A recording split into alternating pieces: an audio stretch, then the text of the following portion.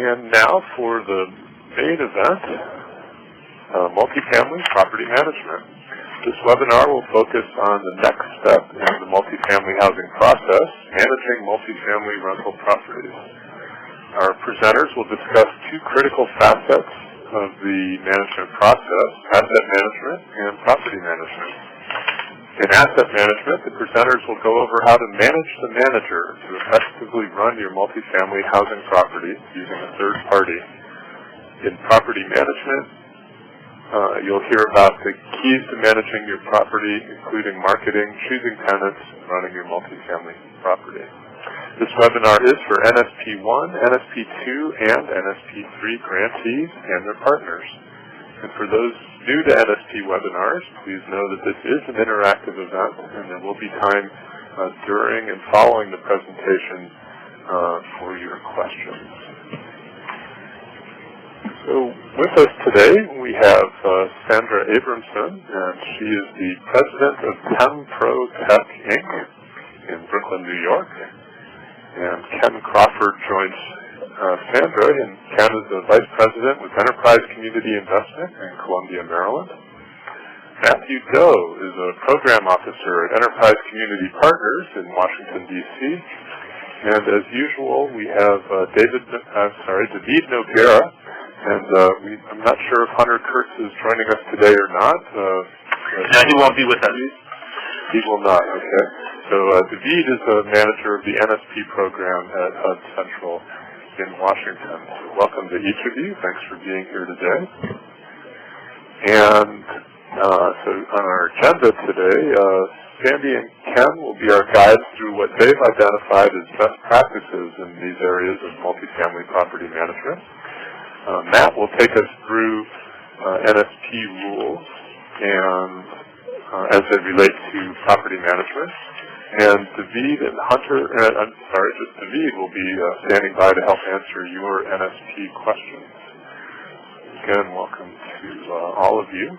And we'll start with Sandy and Ken on multifamily property management. Okay. It's the ball, Sandy, and it's all yours. Thank you very much. It's a pleasure to be here. Having had about over 30 years of experience in developing, owning, managing multifamily properties in New York City and working with not-for-profits along the East Coast who own and manage affordable housing and supportive housing, it's a pleasure to be here. So the first question that I have, it's kind of just to throw it out, is what do rocket scientists say when a task is not as hard as they would think or say that it is? And what they say is it's not property management. So we know that, let me see if I can, this is not working as I click. That's on the next page button. Yeah. If we can. Try this. Okay. There you go. So, thank you very much, Ken. Owning and managing affordable housing. It may not be rocket science, but it requires at least as much patience with long-term and day-to-day attention. It's really interesting. We need to know what makes a good owner and what makes a good manager. What separates the best from the good from the not so good. Those who institutionalize and follow best practices are those who are the best owners and managers. And best practices are a way of doing things that lead to greater effectiveness, efficiency, and give the owner and manager a competitive edge. You can discover best practices by often looking at the way high-performing organizations work. And there are, in terms of owning and managing multifamily properties, there are two levels of responsibility. The first is the owner's responsibility. From the beginning of the pre-development phase through the disposition of the property. The owner must ensure that the asset is well managed, well designed, well constructed, well managed, and produces the profits and losses that were anticipated in the underwriting. It takes time and attention and resources on the part of the owner. And, as you can see, it's their responsibility to manage the asset over the long term. The property manager manages the property in a manner that meets the owner's financial, social, and physical goals, and also so that it's in compliance with all the rules and regulations that govern a particular property or portfolio. And it's the property manager's responsibility to manage the property operations on a day-to-day basis. So there are those two levels, and it's part of what we'll look at over the next 30 minutes or so is how those responsibilities are separated, who does what, and why they're important. Okay? Okay, just a quick one here. Along with just a little bit of background, I'm Ken Crawford with Enterprise as well. I too have 20 plus years of background in real estate. My background's a little bit different in that I did underwriting for a number of years. I've done workout, and for the last several years I've been working specifically on the asset management side. So bring a number of different angles to the topic today of asset management and property management. But following up on Sandy's point of two different types of the asset management, which is really a function of the owner. The owner, owns the building and is responsible to all the parties, be it lenders, be it funders, be it their board, to make sure that the property is underwritten, built, and managed over the long term to deliver everything that they're supposed to deliver. And on the property management side, the property management is day-to-day operations. And Sandy and I will be making a point over the next 30 or 45 minutes of the property manager works for the owner. They are managed, and Sandy will hit this one hard, the property manager is managed by the asset manager. And it's critical to understand the distinction between an asset manager, owner, and the property manager, the day-to-day, Johnny on the spot at the property. Really critical distinction between the two concepts. The other little piece that I wanted to make sure that we emphasize is that, be it property management or asset management, it is very much a people business. On the property side, you've got people that are coming in every day to try to lease units. You've got tenants that you're trying to manage their residency at the building. You've got maintenance people. You've got contractors coming on site. It's people, people, people all the time. And on the asset management side of the house, in a sense, it's still people as well. The asset manager has to manage the expectations and the requirements of the people within the organization, be it the president of the company or the board of directors. And the asset manager also has to be able to manage the property manager at on the property management side of the house. So it's really about it's a people business, and it's critical that folks realize that, and that it is something that's incredibly important in all aspects of asset and property management. What Ken says is actually true. Very many owners and property managers are now calling, we have lots of different names for the people who live in the units, tenants, residents, and what I heard over the last couple of years is people calling them customers. They're customers. They're buying something from you. They're buying the right to live in that property. And there are customer service aspects of it that, we look at. We would call them tenant services, resident services, but it kind of fits into the way we're looking at how to provide the best for your customers. So, with that, keep in mind those two hats, the owner, the property manager, the long-term the day-to-day basis. Okay, everybody? All right. So now we want to look at, first we want to look at the goals of asset management, the goals of the owner. And the owner, it needs to know and understand the requirements which the owner has agreed to and must comply with. Essentially, its liabilities. These could be financing requirements, such as, the mortgage terms, the reserve requirements, the insurance requirements. Can be program regulatory requirements. Could be local or state program requirements. It could also be, in supportive housing, it could be social service program requirements. Or it could be the home requirements or Section 8 requirements. It could be the IRS low-income housing tax credit requirements.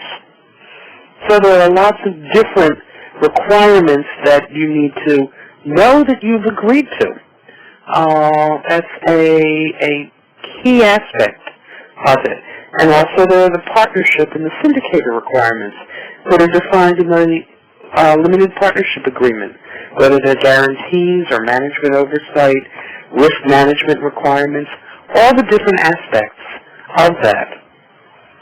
In order to, once you know and understand the requirements, you need to create policies that will ensure compliance with the requirements.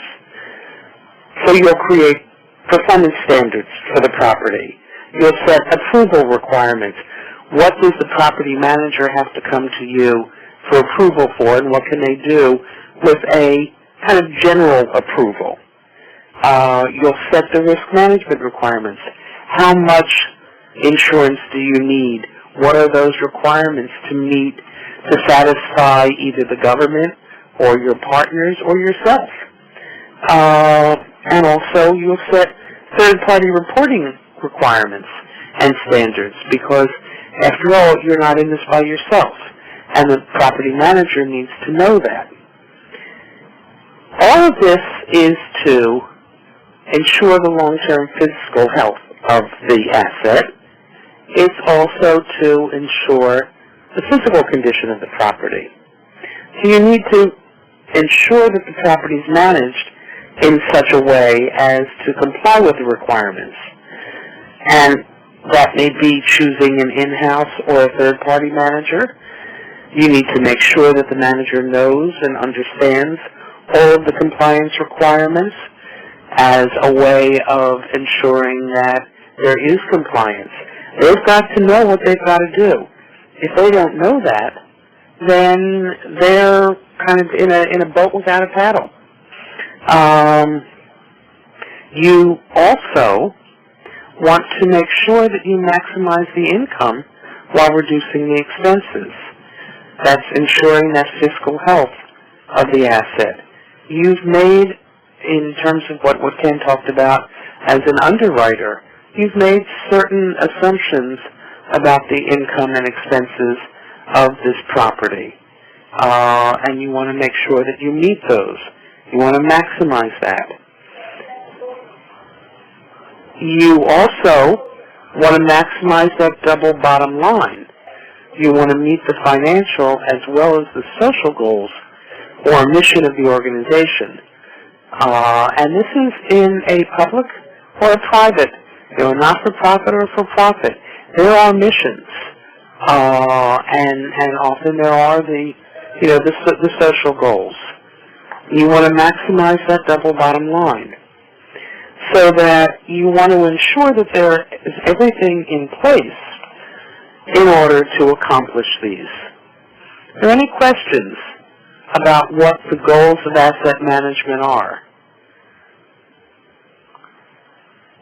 Hearing none? Moment.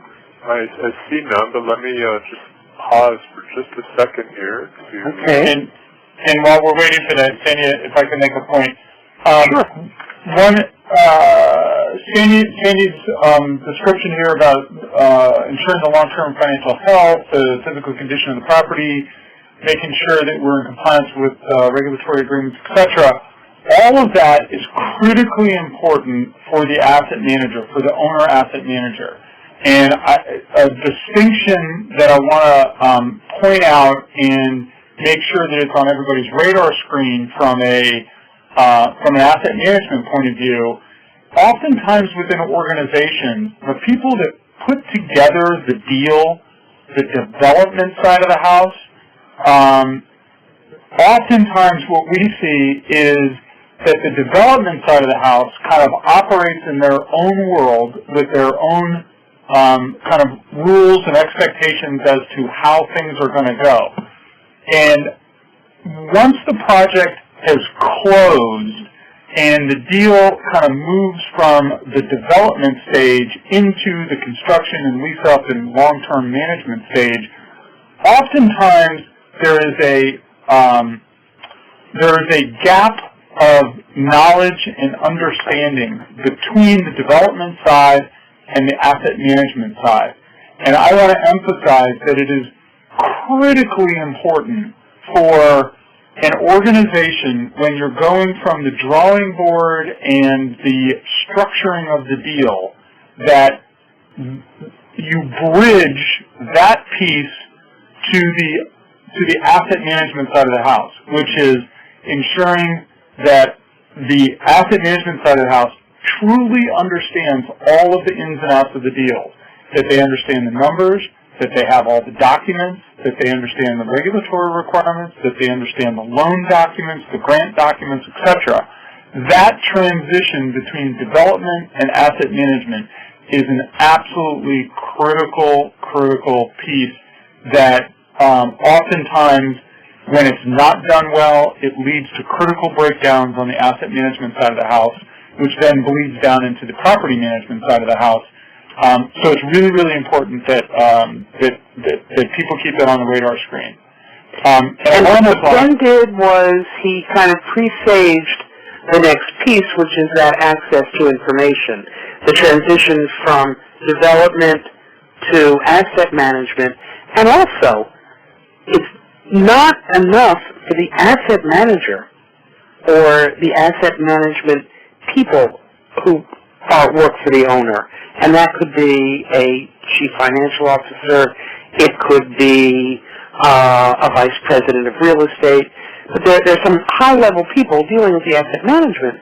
But it's no good if they have access to the information and don't provide it to the property manager. The property manager needs to know how many of those units have a requirement to be homeless units. How many of those units are home units and remain home units forever? Which units are very low income? Which units are low income? Which units are something else? And it's extremely important so that everyone has access. So, is the change from, in terms of closings and closing documents, from an all-paper closing to a closing where everything is computerized, so that very often now owners will walk out of a closing on a project with all the documents on a disk. And that gives you incredible access to information that is crucial to managing the property and managing the asset. One of the things that I've often told people to do is go through all of the documents in that closing binder and make sure that you pull out the ones that live. What are the requirements, your mortgage requirements? What are your low-income housing tax credit requirements? What are your partnership requirements, your insurance? To almost create a living binder that you have access to, and it's the go-to binder for the crucial information. And it's the managers and internal staff who need access to all that relevant information. Some of the regulations and requirements may restrict the income of incoming residents, while others may limit the rent that an owner can charge for an apartment. Some of those may require that new residents come from the homeless population. Whatever they are, it's extremely important that both the owner and the manager know and follow them for as long as they apply. Because, as we know, the consequences of not complying may be extremely severe. And that's the situation that you don't want to get into. So, summaries such as deal point memos, property profiles, are useful tools to have so that people have access, really fingertip access to the information that lives with that property. And some of that information needs to be updated on a regular basis. Every year, the NSP, the low-income housing tax credit, rent and income levels change. In New York City, the rent stabilization annual increases change. HUD Section 8 income limits change. Everything is updated based on, the FMFA, the medians. And you need to make sure that that information goes to the day-to-day manager, goes to the individuals who are performing the oversight, those asset managers, the developers of future projects so you know what's going on, and to asset managers who are looking to refinance or utilize or access reserves. You need to know how to access those reserves. You need to know what you need to do to manage the risk. And that's extremely important. One of the things that I recommend as a best practice is that there's a transition. There's a real meeting, a real, sit-down meeting, transition between those who are developing the property and those who are going to either manage it or manage the asset, or both. It's as important to have that handover and handoff as it is to have the handoff from the contractor to the maintenance staff. It's, as we all know, it's important that the superintendent knows how to run the boiler. So it's just as important that the property manager knows the makeup of that building in terms of the rent income, the income levels, etc., as it is for the physical information to be transferred. Ken, any more on that, or any other questions from anyone? I would just emphasize the one point that you made, Sandy, that one of the things that you had mentioned is sort of the two-way street of information that, this is more of a future-thinking idea as it relates to asset management and property management.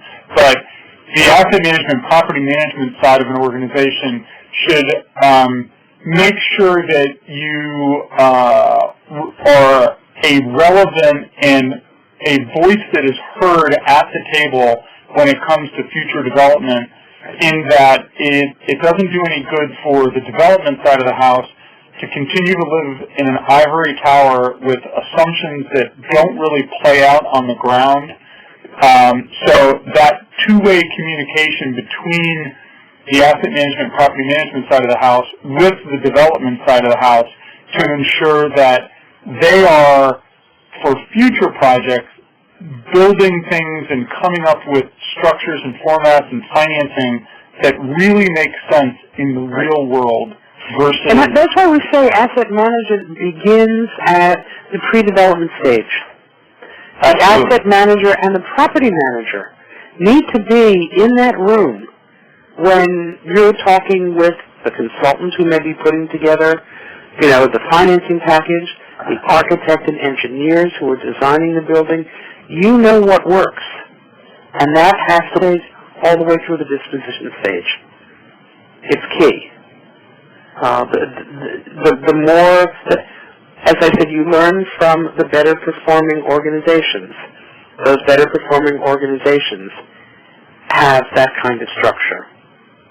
It's not a closed door. It's not a smoke-filled room anymore. No smoking in those rooms. It has to be open. Any questions from people?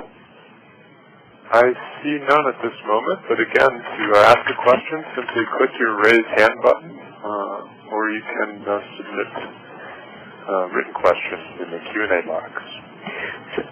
So we've been talking about this kind of the staff who does the asset management, but you really want to look at the board of directors. And in this sense, you may have several levels of board members who should be involved in the asset management, involved at the level of at least receiving reports, if nothing else. And that could be the board of the parent organization that may or may not be a general partner of a limited partnership.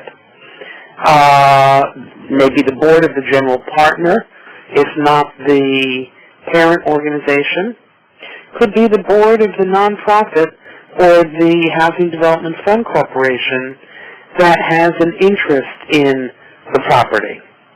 And the reason that they need to be so involved is these are the individuals who will be held responsible for the well-being of the asset. These are the people who have the ultimate liability. If anything goes wrong, not going to turn to the director of property management or, the person who does the income certification. It will be the board of directors, the people who signed those documents. And those people who signed the documents need to be a part of this process as well. It's extremely, for another reason, they can also take a more objective view of both the property and the manager, because they're further away. They're kind of at that 30,000, foot level. They can also, because they are there very often for a longer term, they have a longer term sense of direction for the organization, and they have a perspective on the assets of the larger organization, not just on the property. So how does this fit into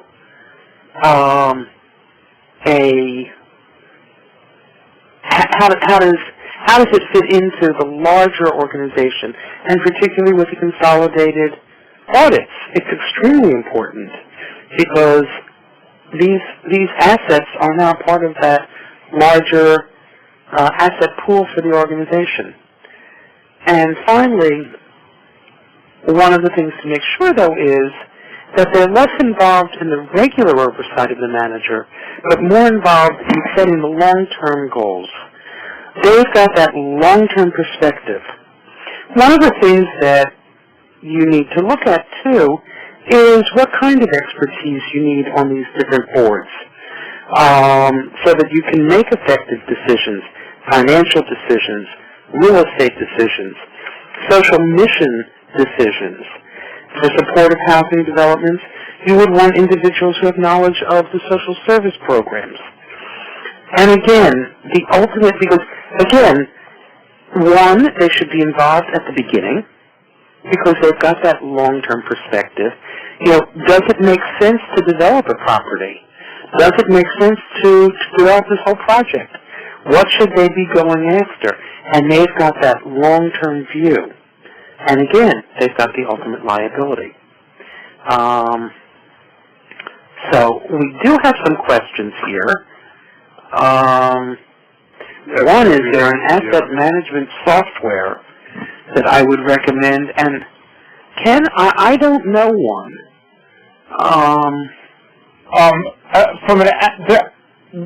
I have never heard of a particular asset management software. I mean, typically speaking, the software that we always hear about is the software down at the property level, be it Yardi, or I think Yardi has always been a big name. Pro, Yardi, there are quite a number of them.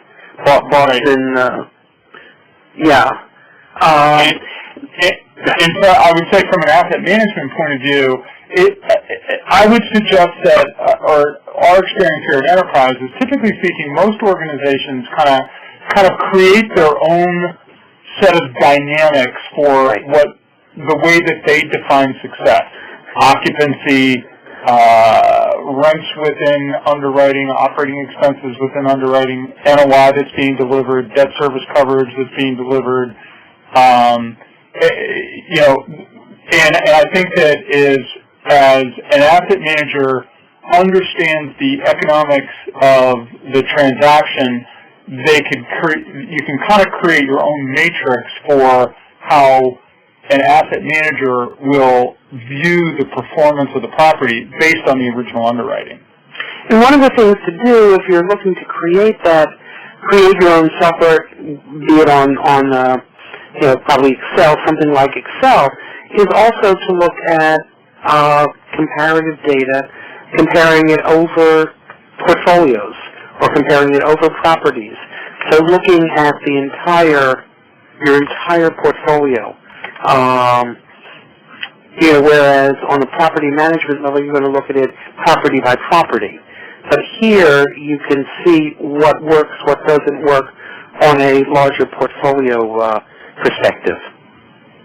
So, we hope that's answered. And if we do find something, we can also add that to that from Kelly Schoon, so we know who you are. And if we find something, we will get you some information on it. As Ken said before, the main job, and you're going to hear me say this once, you're going to hear me say it twice, you're going to say it many times during this. This is necessary whether the manager, the property manager, is an internal manager or an internal department of an organization or a third-party manager. Whether you hire someone internally who says, I've managed property, you hire me. I've managed properties for 30 years and this is how I do it. That's not what you want. You want to make sure that I will do it in the manner that you want it done, in the way that you want to go. You want my expertise, but this is a team. Same thing is with a third-party manager. You can hire the best manager in the world, but if they don't work for you, as Ken said, and you as the asset manager or the asset management team of the owner don't manage them, then you're going to be very unhappy with the results. I can almost guarantee that. The primary part of your asset manager's responsibility is to make sure that the asset is protected and that the long-term financial viability. We keep going back to what are those goals that you had. So in terms of what's involved in managing the manager, and we'll talk about it for a while now, is to ensure, one, that the property is managed in such a manner as to comply with all the requirements, that the financial and physical health of the property is ensured over the long term. And that goes back to that development to manage handover, making sure that you have a management agreement in place, making sure that the manager has all the information necessary to ensure that the property remains in compliance. Make sure that you're very clear on what the owner's responsibilities and the manager's responsibilities are. And we'll talk a little bit about that in a moment, but that comes through a management plan, which is different from a management agreement. You want to set up the goals. You want to set up the reporting requirements. You want to set up the authorization levels. The manager can purchase up to $500 with no, as long as it's in the budget. Anything over $1,000 has to be approved by 2 people. You set that up as the owner. Then what you do is you make sure you set up the reporting requirements. You set up how you review the manager's reports, how you meet with the manager, how you communicate, how you make sure that the manager engages in corrective action if there are problems. And each project is different, and the standards and the goals might be different. So you can't kind of completely piggyback from one property to another. They're different. They're they're like children. Each child number 1 has its own its own way of doing things, child number 2. Same thing with properties. They were built by different contractors, perhaps they're managed, have different tendencies. So you need to make sure that the manager knows the building. But one of the things that you don't want to do is you don't want to micromanage. You're not there for the day-to-day. You're there for the long term. You're there to ensure that the manager does what they're supposed to do. But you're not there to manage the building. So you're not there to manage them on a day-to-day basis. And you need to, in order to do this, define your clear internal staff and board assignments and make sure that they're implemented. If your CFO is to be the head of your asset management team and you have one or two other people, make sure that each of those people knows what they're supposed to do. Same thing with the board. You may have a monthly or a quarterly meeting of the real estate committee of the board, and that they have tasks. One of those tasks may be to do an annual walkthrough of each building, or to review the compliance reports. And you need to make sure that they know what they're supposed to do, because that's how you will manage the manager effectively. Ken? The one point I really want to make here is that in managing the manager, oftentimes what we find in our portfolios are we have nonprofit organizations that hire a property manager and then have a tendency, sometimes this happens on third-party property management, even with for-profit organizations, but oftentimes the owner ends up getting manhandled by the property manager. And it's so important to miss hiring the property manager. And as such, just like, if we have somebody,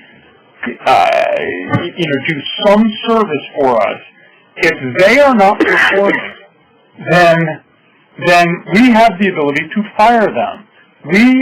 By hiring somebody, we have the ability to set up the standards by which we want them to perform, the goals that we want them to achieve, etc. And it's important that the owner remembers that they have the ability to fire the property manager if they're not doing their job right. And I think they also have the ability to take corrective action. Right. They can fire, but you also want to make sure. Let's take reporting. The manager says, "This is how I report on a financial basis," and the owner looks at it and says, "That doesn't meet my needs, and it doesn't meet the needs of my partners, because I've got to report. We've got to report on a quarterly basis to the syndicator, the limited partners."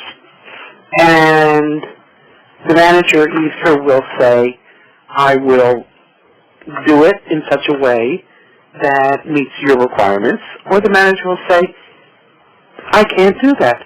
And you've got a choice. You can say to the manager, "If you can't meet what I need, then I need to find another manager." Or you can say, "I recommend that you figure out how to do this so that you can continue working with us." Jeff, Danny, your point is a valid one. I didn't mean to sound so draconian. But, it is the sort of thing that it's important to just remember what the relationship is. And the owner is paying a property manager to do that work. And if you're paying for something and everybody agrees with the rules and the roles and responsibilities are going to be, then you need to just make sure that there are systems in place to be able to make sure that they manage to your expectations. And we'll see that as we go forward. Part of the way you'll do that is both the owner and the manager need clear written policies and procedures. So the owner needs the policies and procedures to perform their asset management tasks, and the manager needs clear written policies and procedures that says, "This is how I'll manage it." And you incorporate all of the tasks to be performed and you identify who performs them. So this is what I'm telling you I'm going to do. It's who's going to do it, when I'm going to do it, what the outcome is going to be. So everyone knows that. And that gives you a way of overseeing the performance, because you'll say, well, you said you were going to do this, and you didn't. You'll memorialize and agree upon it to avoid duplication and confusion, so that the manager is not going to be doing certain reporting that the owner does, but the manager will do other reporting on the property. The owner will report on the limited partnership, books. They won't be doing the same thing, but they'll know and be able to agree on what they're doing. You don't just hire a manager and say, go manage my building, without clarifying your expectations and understanding, how it'll be done. And you update these as often as necessary. Turns out that the syndicator has changed the kind of reports they want. You've got to go back to those policies and procedures, ensure that that information is included and it's revised, because, again, you want to be effective at what you're doing. You want your manager to be effective, too, so that they need to know exactly what needs to be done. And, again, you need to disseminate these to all concerned parties. And I have here, including the residents, and sometimes you don't, necessarily want the residents to know everything. So you may have a modified policies and procedures with things that relate to them.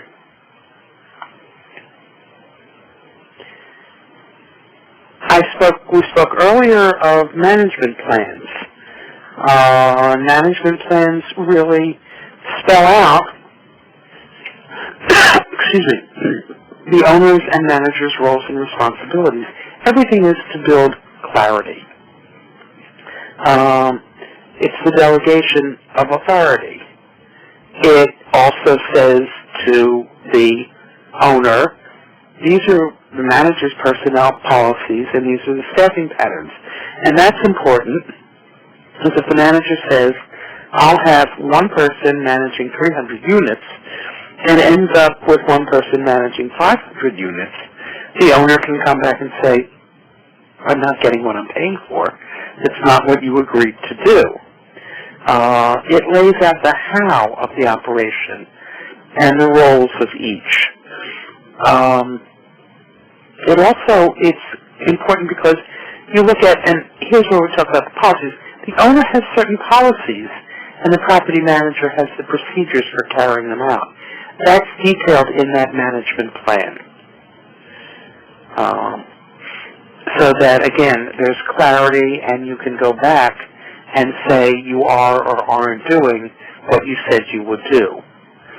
A management agreement is basically the contract between the owner and the property manager. It details the parties to the agreement. Who is the owner? Who is the manager? How long the agreement lasts? Is it a year agreement? Is it a 2-year agreement? Is it agreement with a right to renew for a year? What is it? These are the terms. What are the scope of services? And this is important, particularly if, let's say, you may have a manager who doesn't do everything. You may have a kind of hybrid where the owner does certain property management tasks like certification of tenants or leasing and marketing, because they're very specific requirements. You want to make sure you know what the manager scope of services is and how much they'll charge for that. What are the manager's reporting requirements?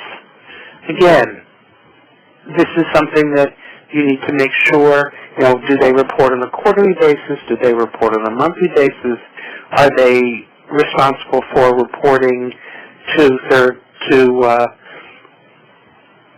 partners or not, and that needs to be clarified. In one instance, I knew the manager was reporting to the partners, but was reporting only on the property management aspect, and not seems to make sure and be very clear about what is supposed to happen. Again, the extended limitations to the manager's authority. How much does the manager speak for the owner?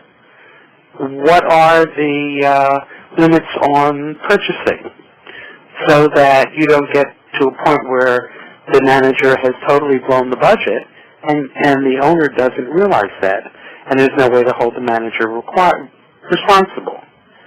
What are the insurance requirements on the part of the manager, and what are they supposed to indemnify the owner for? What's the compensation? That's the fee for services. And very important, as Ken was talking about, what are the terms of termination? You know, if the manager does this, can I terminate the manager? The manager works for the owner. And again, as I piped in, you want to make sure that there are corrective actions you take. You don't want to jump from manager to manager, but you want to ensure that you're getting, one, what you pay for, that the residents are getting the services they're entitled to, and that your partners are also getting what they bargained for. And we'll talk about it a little bit later about, choosing a property management company, sort of what some of the criteria are and ways you go about, kind of finding, quality property managers. So ideally you don't have to worry about the whole concept of termination. But, even the best, even in the best property managers sometimes just find themselves either in something that they're not intimately familiar with, or just in a market they're not particularly good with. So even in the instance where you may have a tremendous property manager on paper, sometimes it's some properties that does, it simply doesn't work out. And it's also, it's a two-way street, as Ken's saying. I mean, I did a survey of property managers and groups. Two different groups had the same property manager. One group thought they walked on water, and the other was ready to put them underwater, because there wasn't, they didn't communicate, one group had more procedures in place for communication and oversight, the other group didn't, so that the manager was doing, its own thing, and they weren't pleased with that, but they didn't understand that they had as much to do with what was going on as the manager. So it's not that the manager necessarily is a good or bad manager, but it's kind of like a marriage. You can have one person married to another and it doesn't work. The same person gets married and lives with the person for 50 years, and everything's great. So, but again, the clearer you are about what the expectations are, the better it is in terms of maintaining that relationship. And a part of that goes to monitoring the property performance, so that, because it's how the property performs that really gives you, is the manager performing. And Sandy, can I interrupt just for a second here? Sandy's going to go into this really critical point of it, and I started out originally by saying it's a people business, and it very, very, very much is a people business. But now I'm going to show, I'm wearing my hat of a real estate finance kind of guy to say that when it comes to property management, asset management, net, your lenders, your funders, your ultimately your back office, your CFO or whatever, they're going to be looking at numbers, and numbers is what Sandy's going to get into here. And it's important to understand your numbers up front, what the expectations of the original underwriting were, and then not just taking it that one snapshot in time, but budgeting in numbers needs to be looked at constantly. There's an annual budget that's created, and typically speaking, property managers, work on a month-by-month basis.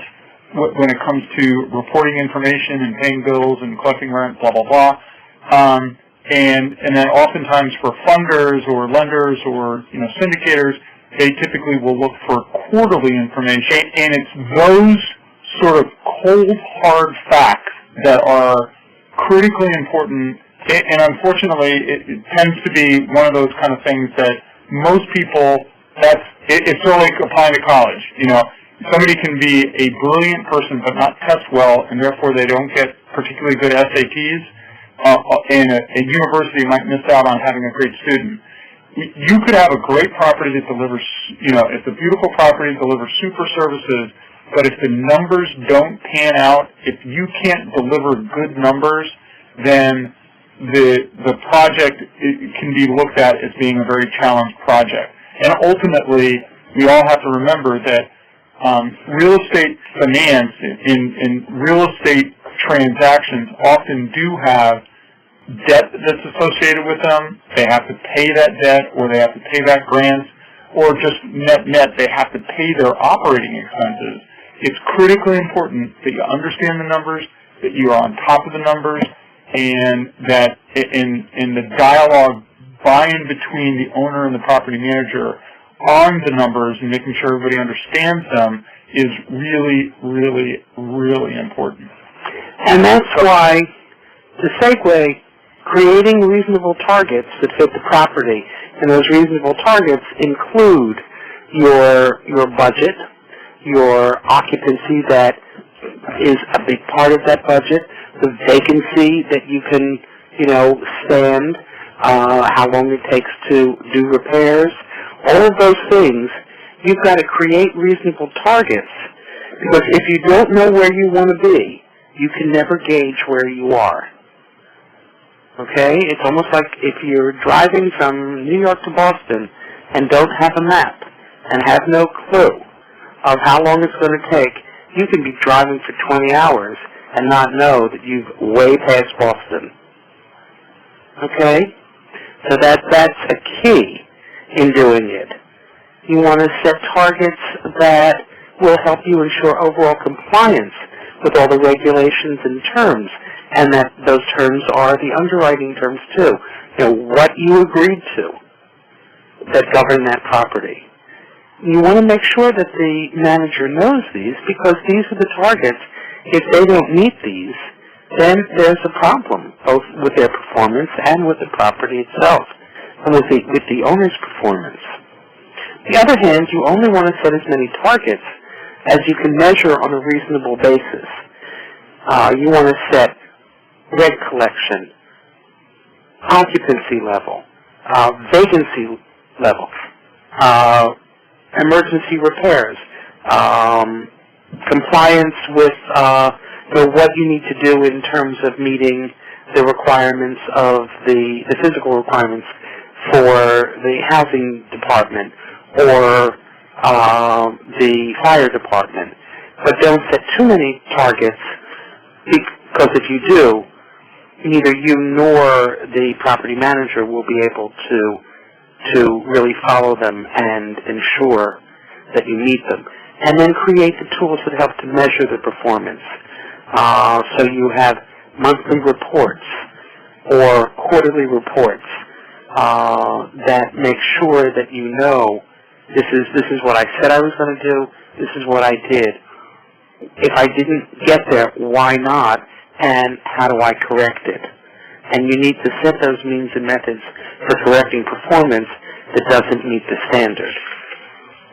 So if your occupancy level is at 90% and it's supposed to be at 95, what's going on that you're not meeting it? Are you not repairing the units in time? Do you not know that they're vacant? What are those kinds of tools that you need to have in order to know, and then come up with ways of correcting the problems so that you can get that occupancy back to 95%.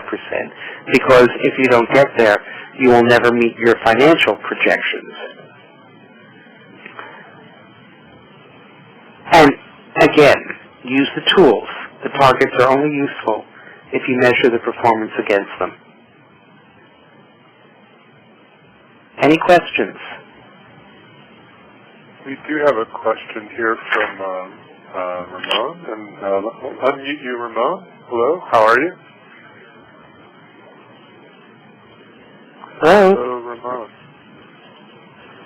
Huh? Oh, we can come back to Ramon? Stepped away from his phone.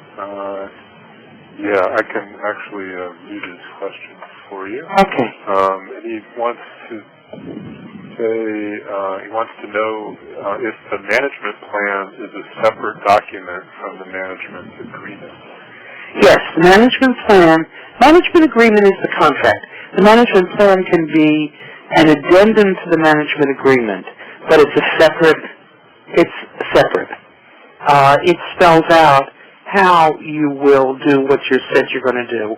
The management agreement is the actual contract, so that there are really two documents.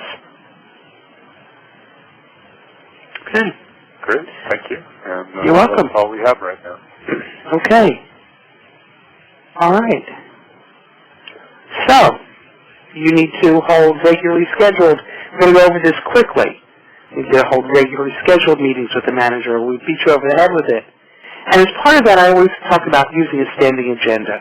An agenda that has the same basic, it's like an agenda for a meeting of a corporation. You read the minutes, you have the financial report, you have the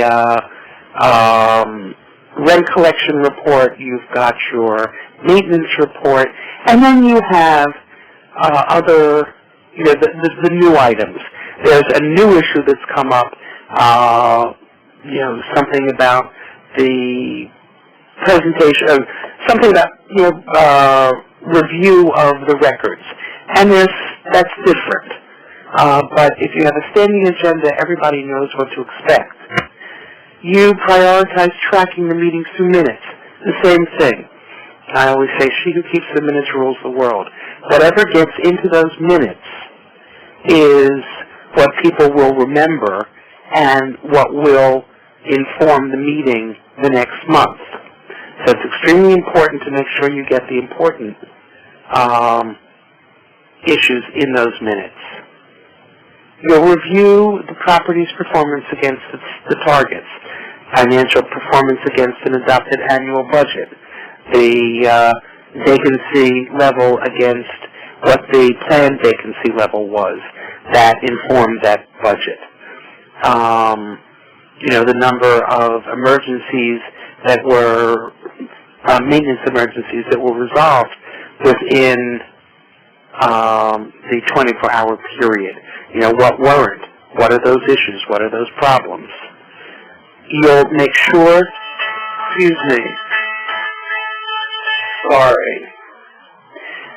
make sure that the manager follows up. This is the corrective action. And again, that will also be tracked through your minutes. So the next month or in less than a month, you'll get back to the manager will get back to you saying, I've taken care of it. I've done that. And both the manager and the owner need structure so that they all know what's expected. We've been saying this. Everybody needs to know what's expected. Beyond the managing of the manager, one of the other roles of the owner as the asset manager is to develop a long-term disposition plan. If and when that's the best and most effective way of handling the asset. In order to accomplish this, the owner needs to know what the property needs in terms of both physical and financial requirements. We also need to know what the long-term regulatory requirements are that go beyond, whether there are homeless requirements or rent and income requirements that go on beyond the term that we're talking about. You need to know that. It may also be necessary to secure refinancing, either for renovation or capital repairs. And both the owner and the potential purchaser need to know and understand whether there are any ongoing regulations or compliance requirements that might affect the pricing of the disposition of the property, the value of the asset, and this was also predicated in the underwriting too. So you kind of look at the building from birth to death in a certain way, and that's an extremely important role for the owner. Not so much for the manager, but for the owner. Kim, comments on that? Good to go. I think you're right on point there. Okay. In terms of resource management, we've talked about, the owner doing all of this, but the owner needs to have resources, because for one of them now, the kingdom was lost. You don't want to lose the property. So both the property manager and the internal board overseeing the manager must have adequate resources. If it costs more to manage the building than was predicated in the underwriting, or if the owner has not ensured that it has those asset management resources in place, it's going to be very difficult to accomplish the goals that it wants. So you need to make sure that you do this to ensure the health of the property. And as part of that, the owner needs to identify or develop, as you say, reliable income streams. And that can come from management fees, it can come from asset management fees, it can come from income derived from the properties. It can come from fundraising if that's necessary, or in a supportive housing project, it could possibly come from program income. So that you want to make sure that there's enough money to do what we've been saying, for the last hour that you have to do. If the owner can't make sure that the CFO can set aside enough time to oversee the property, then maybe they need someone else to do it. If they do, then they need to ensure that they've got the resources to hire that person. You've taken on a responsibility, you've got to do that. Just a quick point on this one. Typically speaking, in real estate finance, transactions, real estate is looked at on a singular asset basis. So, ideally, in the original underwriting of the transaction, the deal will have been structured appropriately and be, the revenue stream, the operating expenses, the debt service, all of that ideally will have been reality-based, meaning that, the way that it was underwritten will be the way that it's performed. It's important to, the communications and the understanding is really critical to ensure that you are operating in the way that the deal was originally underwritten. It's so much easier, or it's easier to affect problems that are identified early versus, waiting a year, waiting 2 years, waiting 3 years, and allowing an issue to fester, and then it becomes unsolvable because it's too big. It's really, really important to just make sure that underwriting is reality-based, that performance monitoring is done all the time, and you attack issues as quickly as you possibly can.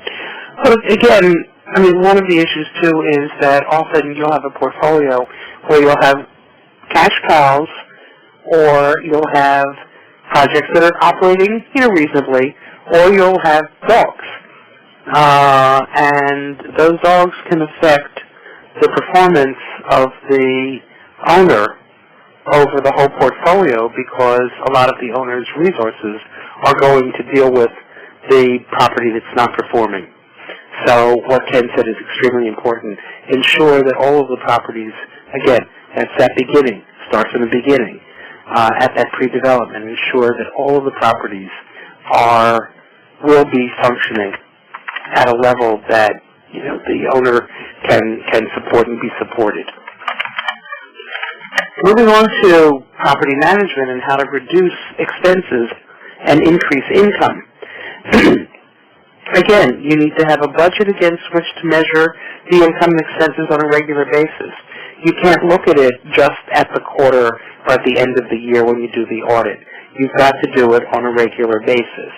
You've got to prepare a budget that reflects the underlying assumptions, describes where and why it differs from them, if it does.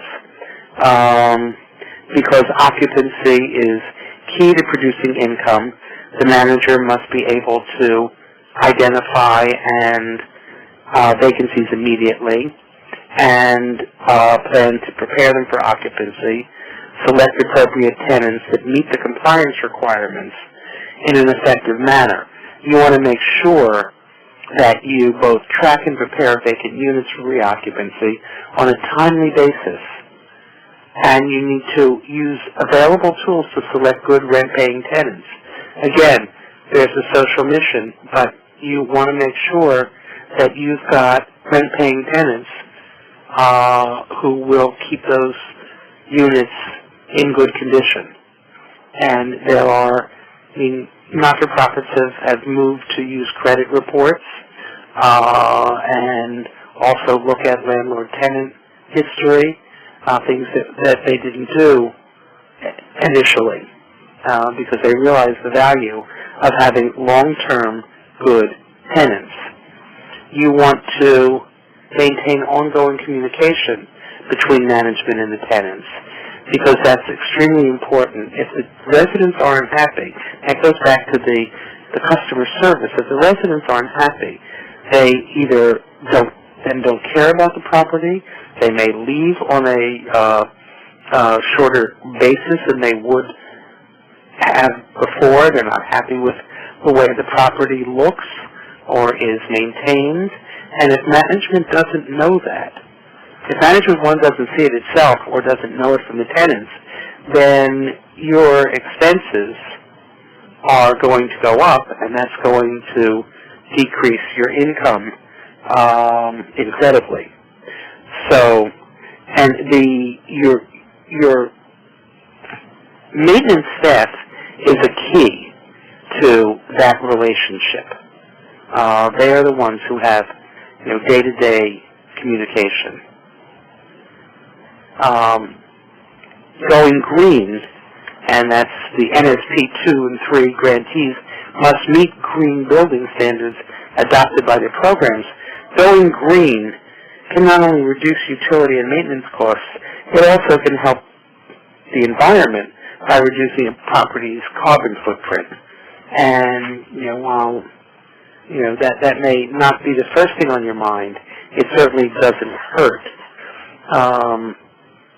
You want to, as a property manager, secure good contractors, but also make sure that you supervise their work so that they do, in the same way that the owner is supervising you, to make sure that you follow your scope of work. You need to make sure that a contractor has a scope of work and that that's what they're doing, that's their performance. You need to perform capital repairs and preventive maintenance as required. The preventive maintenance and compliance maintenance are often fall off the charts, but if they're not done, they can lead to major problems that will, again, increase expenses, either in terms of violations or fees that are charged to the property. Your elevators are not taken care of, you get a fee. Your sprinkler system or your alarm system is not taken care of, and you will get not only will it not be safe, but you will have to pay a violation, and that will go to increase your expenses. You want to make sure that the maintenance and security staff are the eyes and ears of the building, because they're the ones who are there all the time.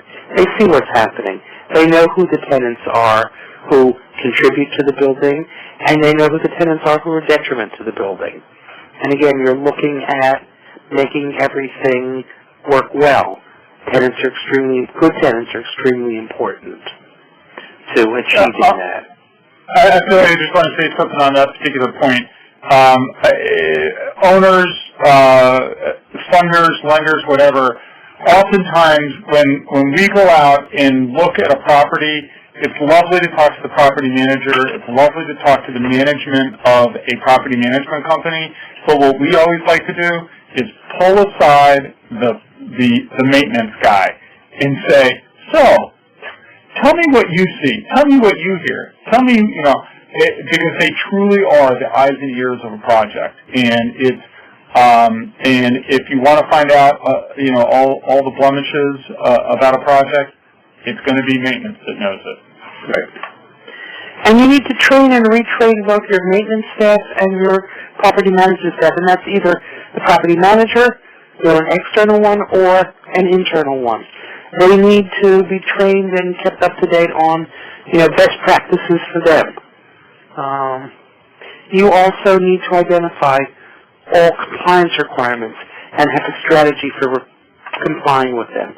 You need to know when those elevators need to be inspected. You need to ensure that you know what the tenant compliance requirements are. And again, make sure that there's a strategy for complying with them.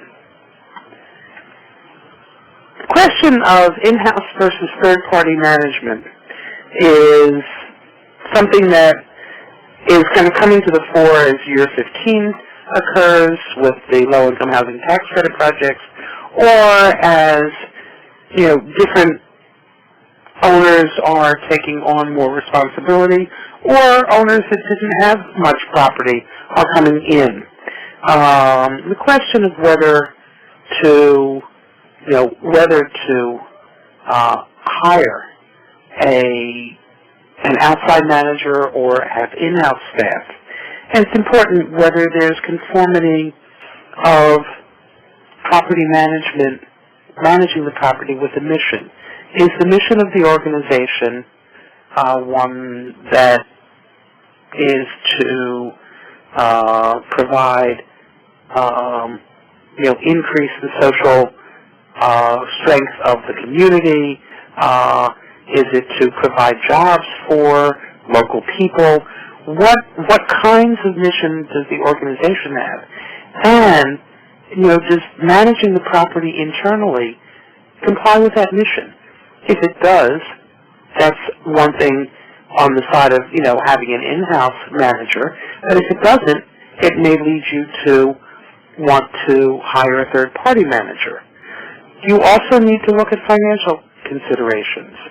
Is it more expensive to have an internal staff, or does it make sense to, bid out the management to a third-party entity? Or do you want to have an in-house entity and a third-party entity and bid against each other and see which can do it as financially effectively? You also want to look at the capacity of the organization itself. Does having an internal in-house department strain your organization? Does it put more strain on your infrastructure, on your personnel, on your HR department, on your finance department? Is that on your executives? Is it easier to have one person oversee an external manager? This is important in deciding what you're going to do.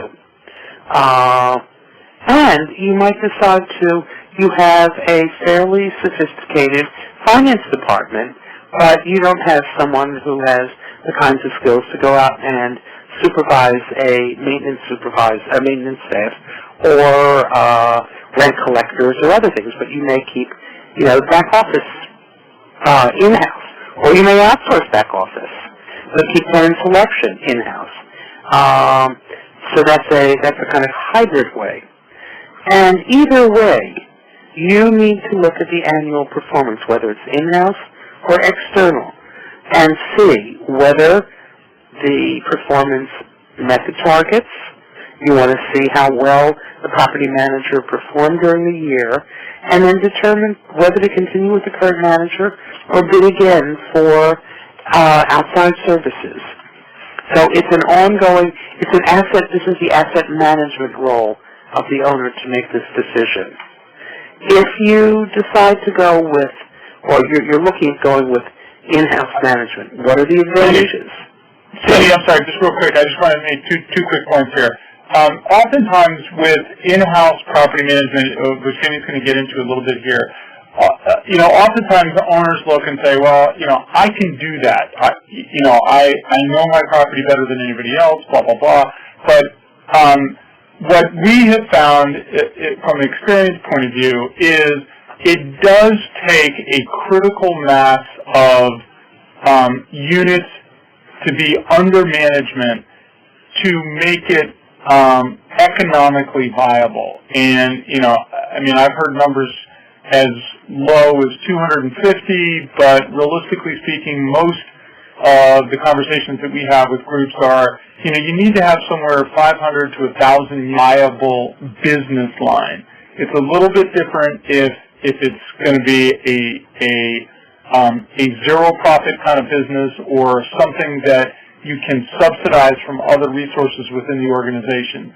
But I think it's important to make sure that folks know that the whole property management concept is, sometimes it can look a little bit easier on paper. It certainly can be easier to talk about than to actually deliver all of the services and all of the requirements that property management really does require. The other quick point the other quick point I wanted to make was that oftentimes if there is split responsibility between in-house and out-of-house or third-party management, it's critical to make sure that everybody understands who's accountable for what. Because we have seen on a number of occasions where there is a split management deal, and it's easy for the other group to point the finger at the other one. And net, that's not what you want as an owner. That's not what you want out of your property manager. You need accountability. You need people to take responsibility.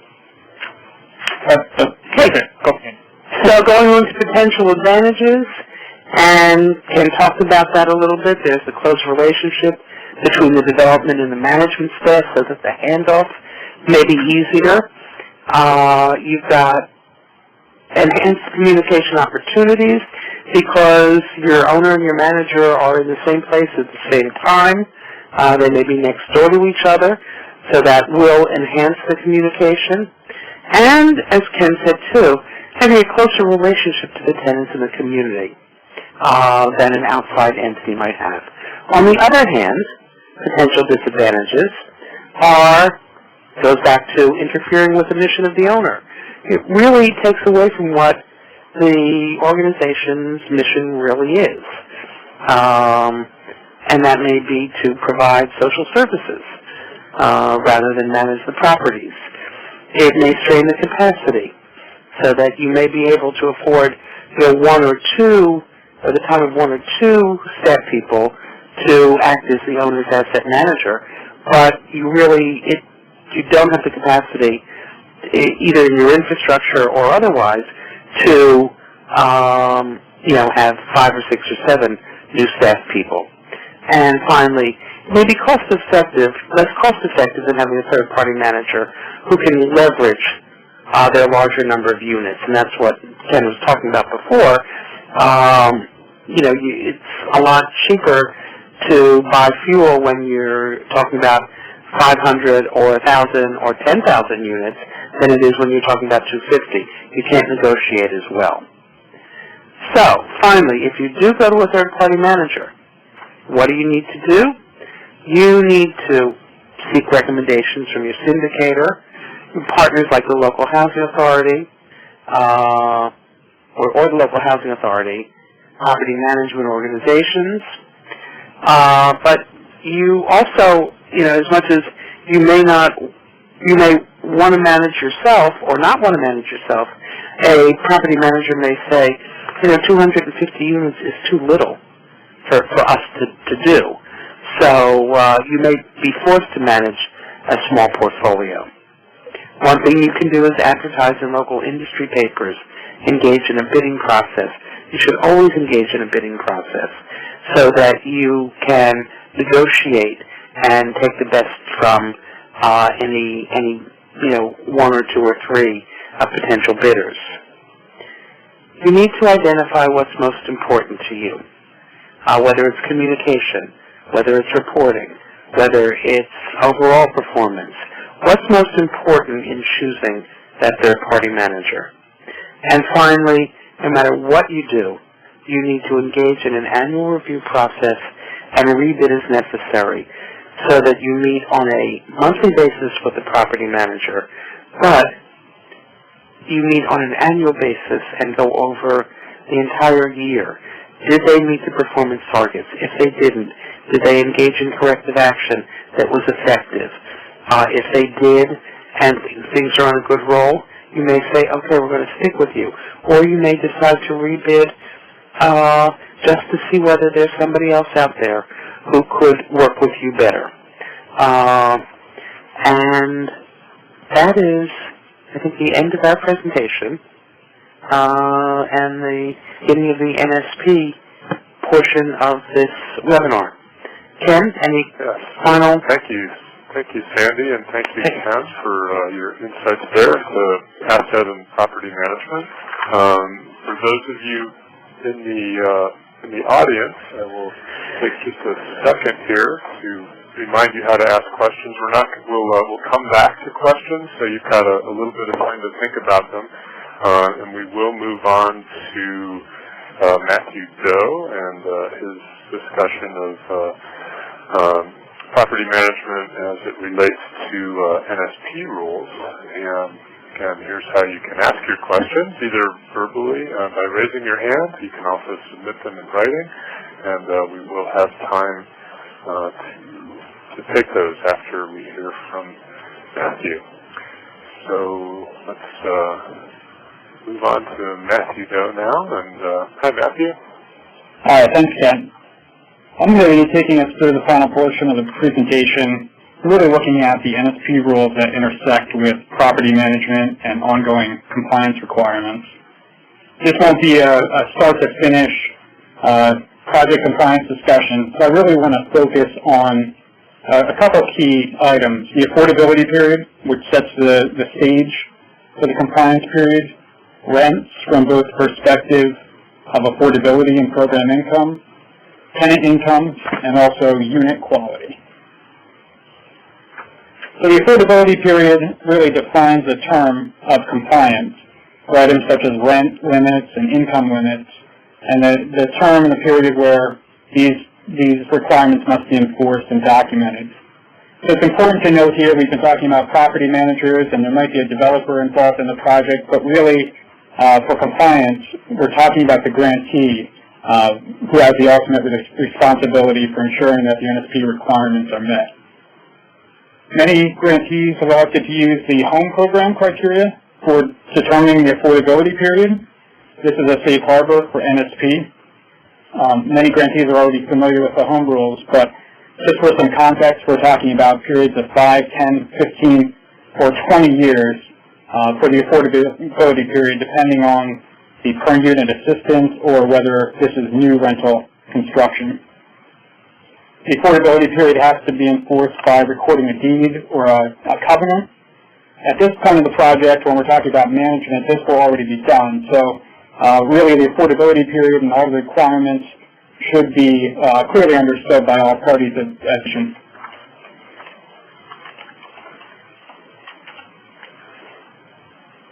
So in the next few slides, I'll be taking a look at rents, both from affordability and from the perspective of program income. On the affordability side, grantees are required to define affordable rents in their action plans. And again, home is a safe harbor for rent limits. So using home rent limits, the grantee will want to communicate annually to the owner and the property manager when these rent limits are updated. The owner will need to document that the NSP rents are consistent and comply with the NSP rent limits, whether these are the home rent limits or another affordable rent that the grantee is elected to use. From the perspective of program income, we're really talking about program income when it's earned or received by a grantee or subrecipient. And in a rental project, we're looking at the net operating income from rental properties as the program income. As everyone should know, the program income needs to be used for NSP eligible activities, and it's subject to all the NSP rules. Income earned, and then the net operating income from the rental property that's earned by a developer, and that's the key term there, is not program income. But if the grantee does decide that as part of the deal they want to share in the income or the net operating income from the rental property, as soon as that comes back into the grantee, the developer provides that to the grantee, that would be program income. When we're talking about developers and the developer keeping the income, we want to make sure that we avoid undue enrichment, and HUD is encouraged, as part of that, to structure NSP assistance to developers as a loan. So here's a quick example of looking at the net operating income, pretty basic example. Here we have the rental income at $40,000. That's the total income from the property. The operating expenses are being subtracted out from that, and we're also including in the operating expenses operating and capital reserve accounts. What we're left with there is the net operating income, which is the program income, as I mentioned, of $10,000. And in this example, we've also included an eligible private loan debt service payment. And I'll talk about that a little bit more on the next slide, but we're netting out that loan, the private debt service, from the program income, and we're left with the program income after that of $2,000 in this example.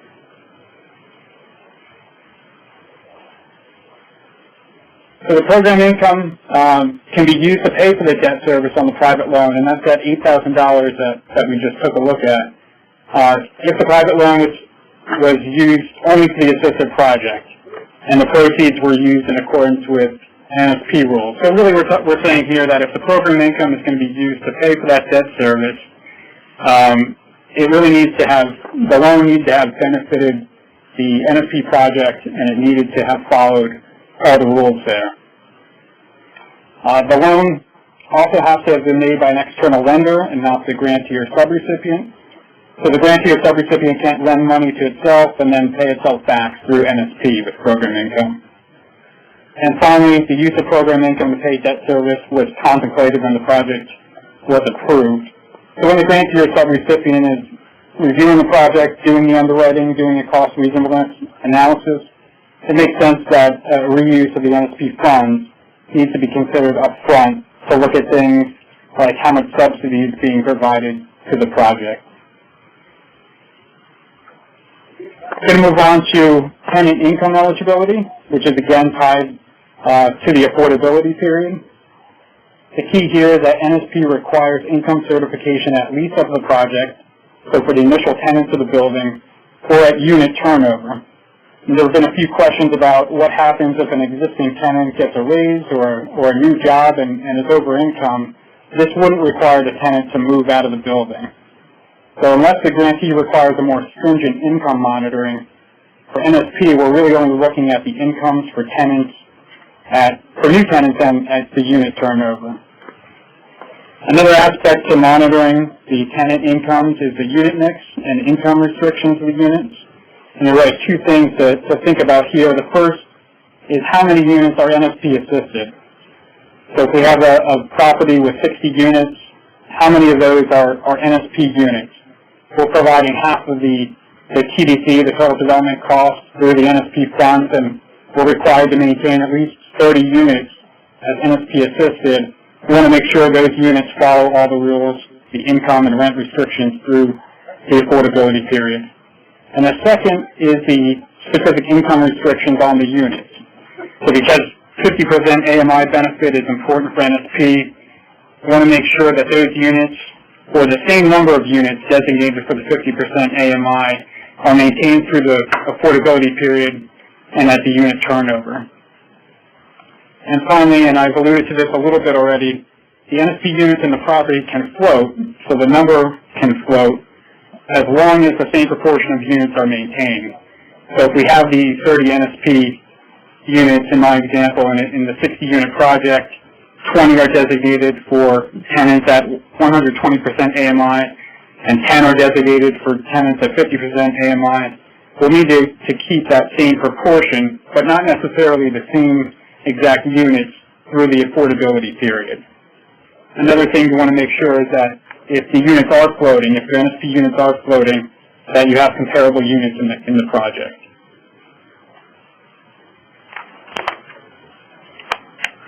Final point, talk about ongoing unit quality. As you can see in the slide, there are no specific NSP property standards during the affordability period.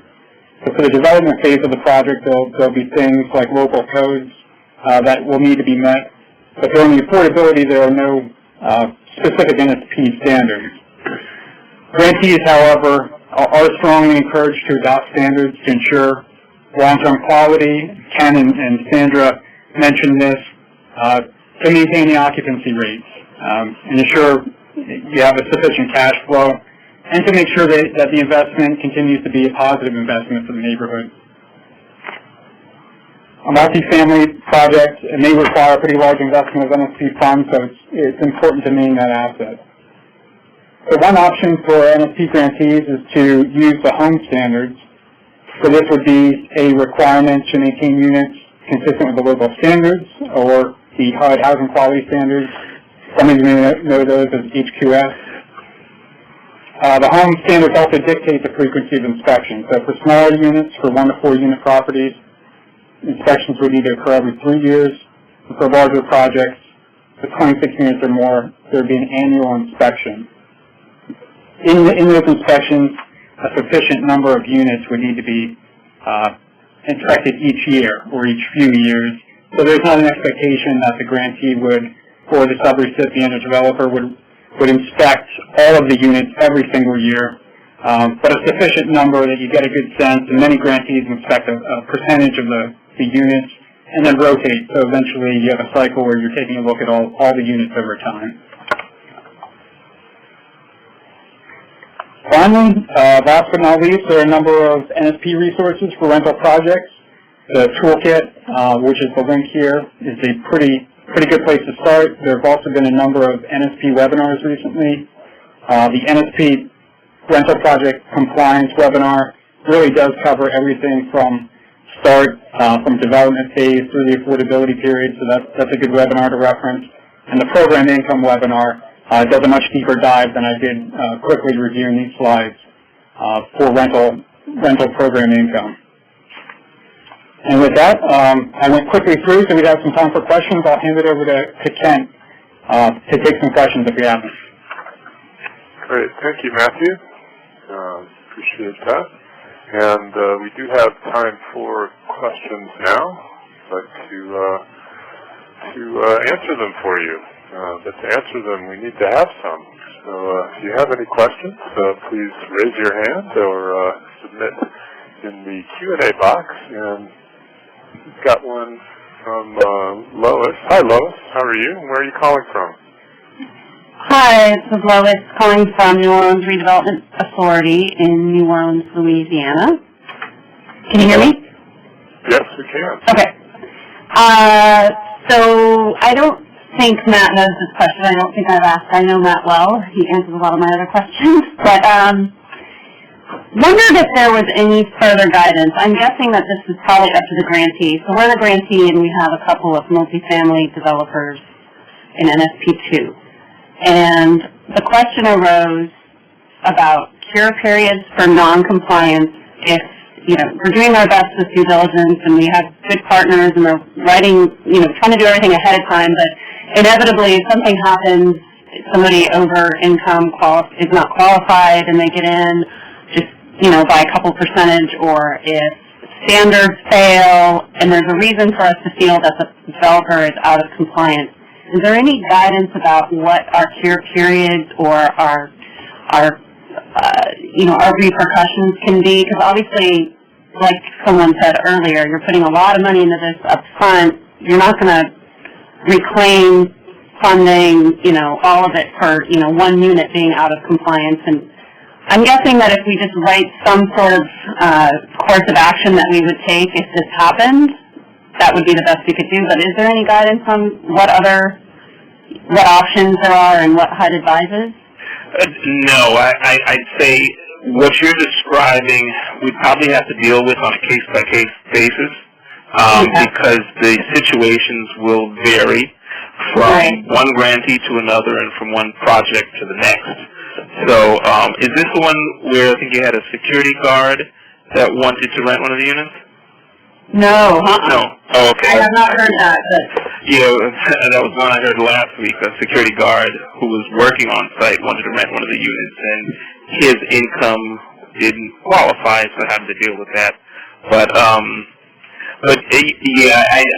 just say if you do have a policy in place as to how you will cure any ineligible activities that are identified, that are self-identified, then I think that could certainly help, right, rather than waiting for us or the IG office to come up with what we think is appropriate, right? Right.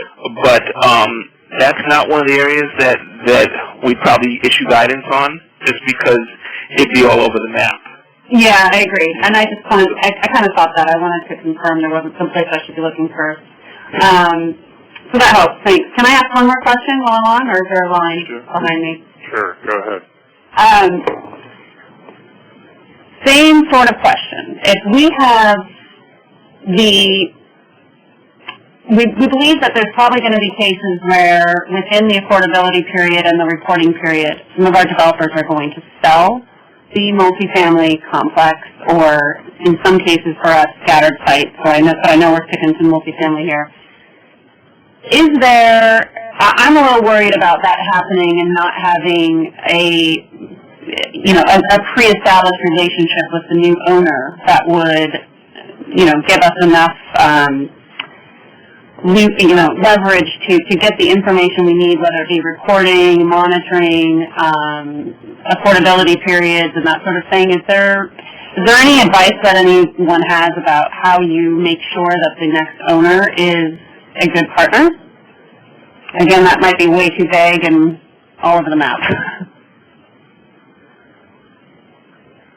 One of the things I would add, what I would suggest is, are you using a covenant to secure the affordability periods?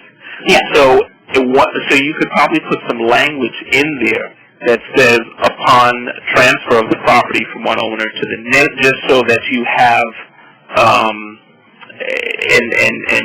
an easy opportunity to sit down with them or touch base with them by phone, however, to go over what your protocols are and expectations. But I'll let the experts speak to how they've seen it in the field. Ken or Sandy? No.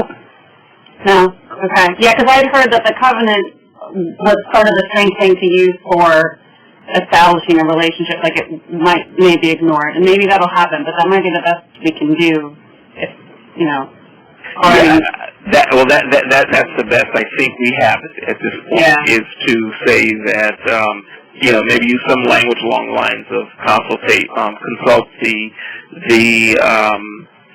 city or the grantee before moving forward. Yeah. Okay. Thank you. Sorry. Thank you, Lois. And a reminder that this event will be archived, and that archive will include a copy of the slides today in PDF format and a AV recording, and once it's completed, a written transcript as well. And along that kind of line, Kelly asks, do any of the panelists have an Excel spreadsheet for that they use for asset management that you are willing to share? I don't have anything readily available. Yeah, and this is Ken on our side. I mean, we don't have an Excel spreadsheet. Unfortunately, at Enterprise, we have this large system that just crunches through lots of different bits of data. I've actually asked around internally here while we were on the call to see if there are specific programs that are out there. I'll see whether or not I can actually possibly go to some of our customers and see if there are like templates that they utilize from their asset management point of view. And Ken, I guess I would ask you, if we come up with something, is there a way that we can make that as part of the presentation? That could be posted in the archive, and probably I imagine it could be added to the NSP website as well, to the resources. There's also NeighborWorks may have some things that they use that could be available to folks. I would get in touch with them. We can get some information on that. I'm looking at some of the things that I have that I actually can't give out.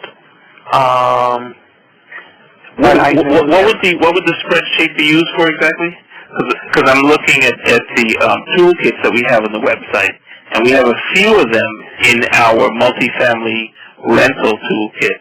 But specifically, what's the purpose of that? Basically, to track the information, track the rent collections, track rent collections, rent collection, occupancy, we have budget, all of the.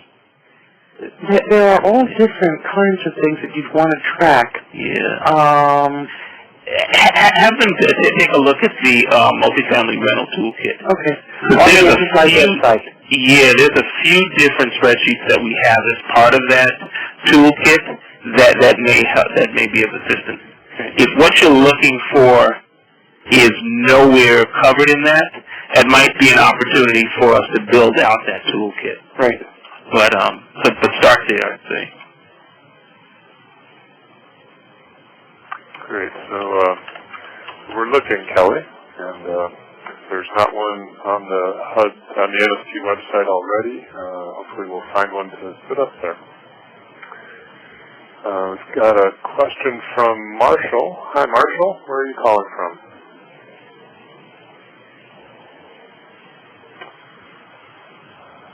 Hello, Marshall. Are you there? Well, he's muted himself or stepped away, but his question addressed to Sandra and Ken, in your experiences, how's waiters from year to year? I think the newer ones are clearly more realistic. I think some of the earlier ones, it's very, very difficult to predict 15 years out, no matter what's going on. And when we had, particularly with the fuel and the utilities, the electric and water expenses, it was very unrealistic. So I think there are, but I think as both the developers and the syndicators became more sophisticated, they got more realistic. I don't know if Ken would agree with me. Yeah. Well, my observation would be, I think the point that you make is valid with regard to real estate taxes, utilities. Those are usually your two biggest killers when it comes to things not playing out the way that original underwriting went. But as a more general, broad stroke, I would say within our portfolio, somewhere in the ballpark of 80 to 85% of our portfolio ends up working out just fine.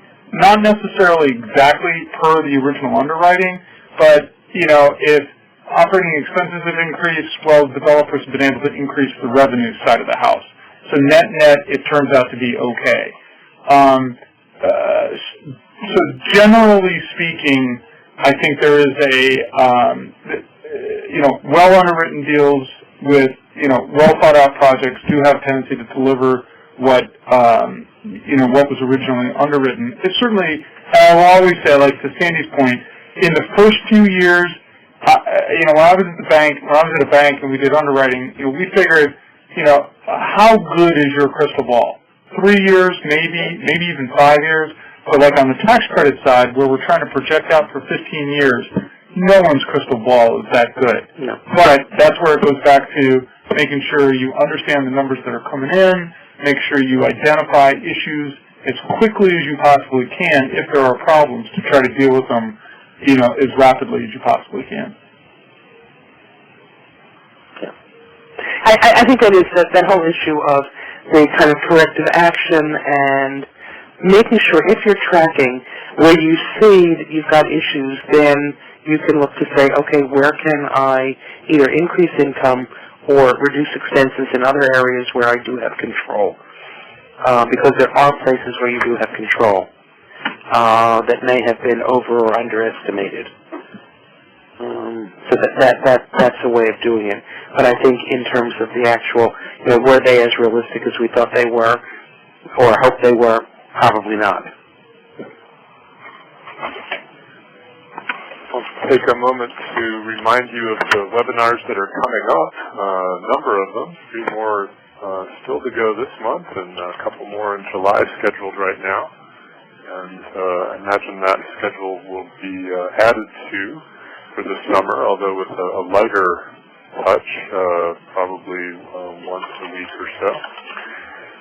So feel free to join any of these that you find interesting and will be helpful to your program.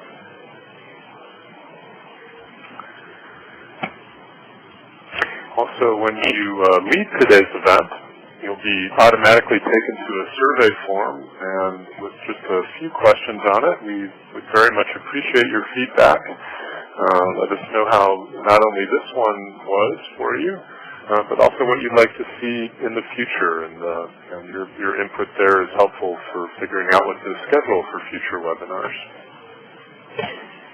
And can I just add something? I mean, I'm just on the website now. NeighborWorks has a full asset management training, and it's an extremely, extremely good one. So that for folks who are interested in gaining more experience and education on it, I would go onto the NeighborWorks site. Just to leave you with that. Very good. nw.org for the NeighborWorks site. Yes. And I'm seeing more questions at the moment. If one comes in the next few seconds, we'll be happy to take it. And in the meantime, I'd like to thank all our presenters today, Sandra Abramson, Ken Crawford for their presentation on asset and property management, Matthew Doe for his discussion on property management as it relates to NSP rules and regs. And thank you, David, as always, for being with us to help answer NSP-specific questions. And I see no more questions, so I guess we can wrap it up here. Any final words from any of our presenters before we go? No. Thanks, hearing none. Good to go. Thank you for participating. Thanks, Ken. Appreciate it. Thanks very much. Speakers. You guys did a great Take job. care, everyone. Bye. Okay. Hope to see you soon at another NSP webinar. Take care. Bye. Thanks. Bye-bye.